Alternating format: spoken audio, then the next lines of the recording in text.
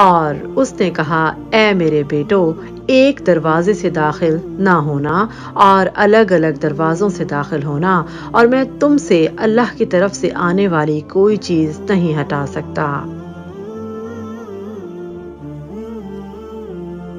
یوسف علیہ السلام کے بھائی جب غلہ لینے مصر پہنچے تو آپ علیہ السلام نے ان سے اجنبی بن کر روکھی گفتگو کی اور پوچھا کہاں سے آئے ہو؟ وہ بولے قحط کے ہاتھوں تنگ ہو کر سرزمین کنعان سے غلہ خریدنے آئے ہیں۔ آپ علیہ السلام نے کہا کہ تم مجھے جاسوس لگتے ہو؟ تو ان کے بھائیوں نے کہا ہم جاسوس نہیں ہیں، ہم تمہارے غلام، 12 بھائی ایک باپ کی اولاد ہیں۔ ہمارا سب سے چھوٹا بھائی والد صاحب کے پاس ہے، جبکہ ایک بھائی گم ہو چکا ہے۔ اس کے جواب میں حضرت یوسف علیہ السلام نے کہا کہ میں تم کو جاسوسی کے الزام سے تب بری کروں گا جب تم 11واں بھائی مجھے لا کر دکھاؤ۔ آپ علیہ السلام نے انہیں 3 دن تک روکے رکھا اور تیسرے دن بلوا کر کہا کہ میں تمہیں محض خوف خدا کی بنا پر چھوڑتا ہوں اور تمہارے ایک بھائی کو اپنے پاس رکھتا ہوں۔ البتہ تم یہ غلہ گھر والوں کے لیے لے جاؤ۔ اگر تم جاسوس نہیں ہو تو اپنی سچائی ثابت کرنے کے لیے والد صاحب کے پاس ٹھہرے چھوٹے بھائی کو مجھے لا کر دکھاؤ۔ اب حضرت یوسف علیہ السلام کے بھائیوں کو اپنے بھائی یعنی یوسف علیہ السلام پر کیے گئے ظلم یاد آنے لگے کہ حضرت یوسف علیہ السلام کیسے ان سے رحم کی درخواست کرتے رہے، مگر ان بھائیوں کو ان پر ترس تک نہ آیا۔ چنانچہ وہ اس وقت کو یاد کر کے ایک دوسرے کو ملامت کرنے لگے۔ اتنے میں روبین بولا کہ یاد کرو میں نے تمہیں ایسا کرنے سے کتنا روکا تھا۔ حضرت یوسف علیہ السلام سامنے بیٹھے ان کی ساری گفتگو سن رہے تھے۔ ان کے وہم و گمان میں بھی یہ بات نہ تھی کہ یوسف علیہ السلام ان کی زبان بخوبی سمجھتے تھے۔ حضرت یوسف علیہ السلام نے ان بھائیوں کی آپس کی تمام گفتگو سنی اور منہ پھیر لیا۔ پھر حضرت یوسف علیہ السلام فرتے غم میں رونے لگے۔ اس کے بعد حضرت یوسف علیہ السلام نے حکم دیا کہ ان کے برتنوں کو بھی غلوں سے بھر دیا جائے اور ان کی قیمت بھی ان کے علم میں لائے بغیر ان کے کجاؤں میں رکھ دی جائے۔ اور اس وقت آپ علیہ السلام نے شمون کو وعدہ پورا کرنے کی شرط پر اپنے پاس گروی رکھ لیا اور یہ بھائی واپس روانہ ہو گئے۔ جب یہ بھائی واپس لوٹے تو واپس لوٹ کر والد کو سارا ماجرا سنایا تو والد بے حد ناراض ہوئے اور کہنے لگے کہ پہلے مجھ سے یوسف علیہ السلام کو چھینا جو آج تک نہ لوٹا، پھر شمون کو بے آسرا مصر چھوڑائے اور اب مجھ سے بنیامین چھین کر لے جانا چاہتے ہو۔ اگر اسے راستے میں کچھ ہو گیا تو میں غم کے مارے جان دے دوں گا۔ لیکن ان تمام باتوں کے باوجود جب قحط نے بہت ستایا تو حضرت یعقوب علیہ السلام نے بیٹوں کو مصر جا کر غلہ لانے کو کہا۔ اس پر یہودا نے کہا کہ شاہ مصر نے شرط لگائی تھی کہ اگر بنیامین کو ساتھ نہ لاؤ گے تو میرے پاس نہ آنا۔ اس کے بعد حضرت یعقوب علیہ السلام نے بنیامین کو ساتھ جانے کی اجازت دے دی اور یہ بھی کہا کہ وزیر خوراک کے لیے کچھ تحفے لے جاؤ، دوسرا یہ کہ اس کی پچھلی رقم بھی لوٹانا اور نئے غلے کی قیمت بھی ادا کر دینا۔ یوسف علیہ السلام کے بھائی جب بنیامین کو لے کر مصر پہنچے تو آپ علیہ السلام نے شاہی خادموں کو ایک زبردست دعوت کرنے کا حکم دیا تاکہ دوپہر کے کھانے میں آپ علیہ السلام بھی ان کے ساتھ شریک ہوں۔ یوسف علیہ السلام کے بھائی مہمان سرا میں داخل ہونے سے ڈر رہے تھے کہ کہیں ہم سے گزشتہ رقم کے بارے میں باز پرس نہ ہو اور ہمیں اس کے بدلے میں گرفتار کر کے غلام نہ بنا لیا جائے اور ہمارے سارے جانور اور مال اسباب ضبط نہ کر لیے جائیں۔ اسی خدشے کے پیش نظر ان بھائیوں نے آنے والے خادموں کو سارا ماجرا سنایا اور بتلایا کہ ہمیں اس رقم کے سامان میں موجود ہونے کا علم نہ تھا اور ہم پچھلے درہم بھی ساتھ لے آئے ہیں اور گندم کے پیسے بھی لائے ہیں۔ خادموں نے تسلی دی کہ پریشان نہ ہوں اور ساتھ ہی انہیں شمون سے بھی ملوا دیا جسے حضرت یوسف علیہ السلام نے پچھلی دفعہ گروی رکھ لیا تھا۔ پھر سب کو ساتھ لے کر مہمان سرا جا پہنچے۔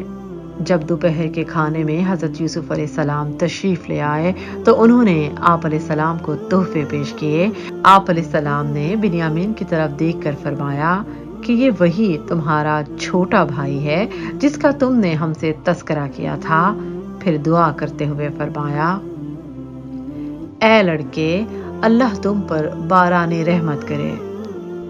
پھر بھائی کی محبت سے دل اس قدر بے قرار اور مضطرب ہوا کہ آپ علیہ السلام ان بھائیوں کے ساتھ بیٹھ کر کھانا تناول نہ فرما سکے اور ایک گوشے میں جا کر رونے لگے۔ جب دل تھوڑا ہلکا ہوا تو واپس آ کر اپنے والد کا حال دریافت کیا۔ پھر آپ علیہ السلام نے سب بھائیوں کو ان کی عمروں کے تناسب سے دسترخوان پر ترتیب سے بٹھا دیا، جس پر وہ سب حیران رہ گئے، اور آپ علیہ السلام نے بنیامین کو بہت سارا کھانا پیش کیا۔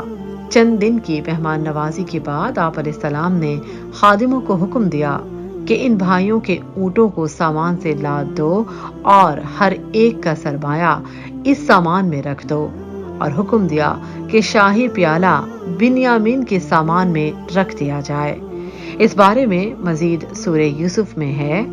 پھر جب اس نے انہیں ان کے سامان کے ساتھ تیار کر دیا تو پینے کا برتن اپنے بھائی کے کجادے میں رکھ دیا۔ اگر آپ نے ابھی تک ہمارا چینل سبسکرائب نہیں کیا تو ہمارے چینل کو سبسکرائب کیجیے۔ اس کے بعد یوسف علیہ السلام کے بھائی ابھی کچھ دور ہی گئے تھے کہ قاصد نے پہنچ کر اعلان کیا کہ شاہی پیالہ گم ہو گیا ہے، اور انہیں سخت ملامت کی کہ کیا احسان کا یہ بدلہ ہے۔ اس بارے میں مزید سورہ یوسف میں ہے۔ پھر ایک اعلان کرنے والے نے اعلان کیا، اے قافلے والو، بلا شبہ تم یقیناً چور ہو۔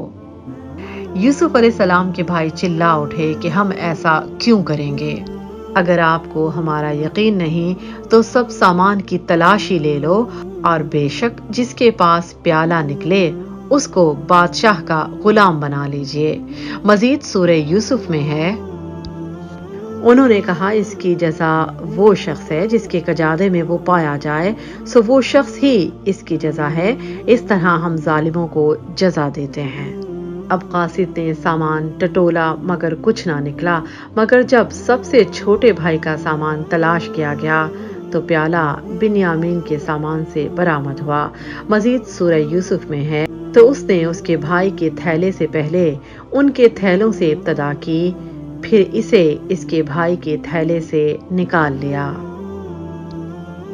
اب حسب وعدہ ان بھائیوں کو بنیامین کو قاصد کے حوالے کرنا ناگزیر تھا، اور یہ بات بڑی پریشانی کا باعث تھی کہ اگر بنیامین انہیں دے بیٹھے تو والد کو جا کر کیا منہ دکھائیں گے۔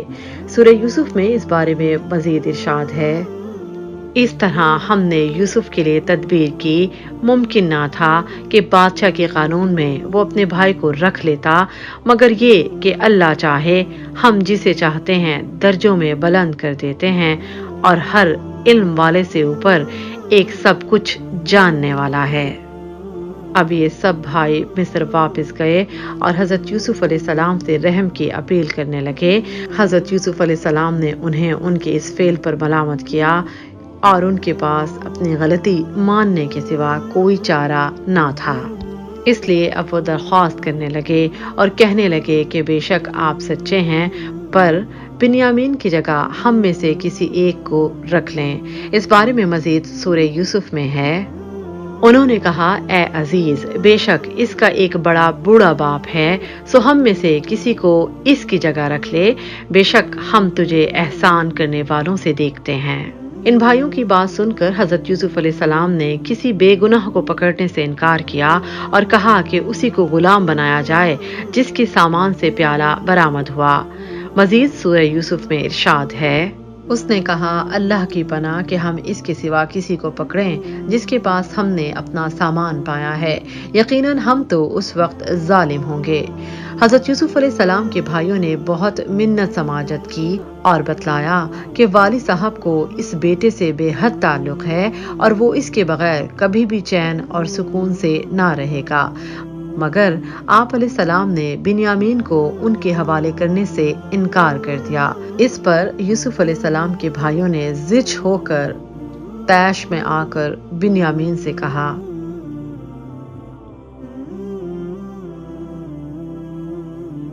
حضرت یوسف علیہ السلام کی کہانی کا 5واں اور آخری حصہ بہت جلد ہمارے YouTube چینل پر نشر کیا جائے گا۔ اگر آپ کو ہماری ویڈیو اچھی لگی تو لائک کریں اور اپنے دوستوں کے ساتھ شیئر کریں تاکہ ہم ایسی ویڈیوز آگے بھی بناتے رہیں۔ ایسی مزید ویڈیوز دیکھنے کے لیے ہمارا چینل سبسکرائب کریں، بیل آئیکن کو لازمی پریس کریں۔ شکریہ۔